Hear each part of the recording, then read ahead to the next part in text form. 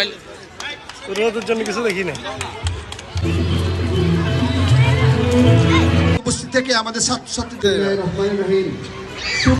এছাড়া আমি সকল বেদনা এবং এই সমস্ত এটা আমাদের পুরো জীবন বাংলা নববর্ষের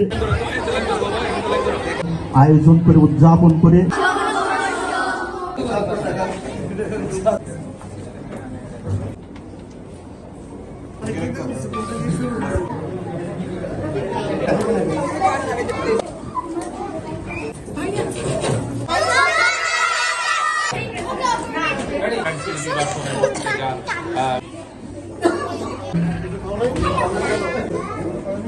সবাইকে জানাই শুভ নববর্ষ।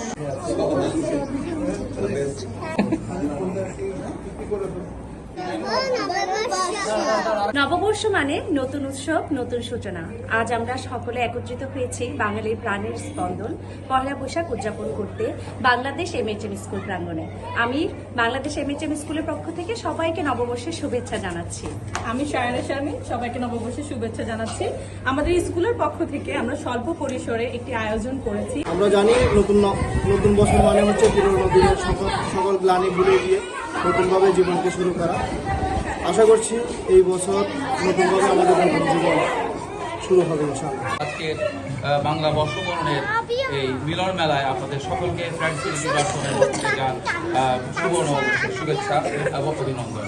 সবার দর্শকদের আমি জানাচ্ছি বাংলা নববর্ষের আন্তরিক শুভেচ্ছা এবং আমি অত্যন্ত আনন্দিত যে সুদূর কাতারে বসে এই প্রবাসের কষ্টকর জীবনের মধ্যে আমাদের বাংলাদেশ স্কুলের শিক্ষক এবং ছাত্রছাত্রীরা মিলে একটা অনবদ্য নববর্ষের অনুষ্ঠান আমাদেরকে উপহার দিয়েছেন।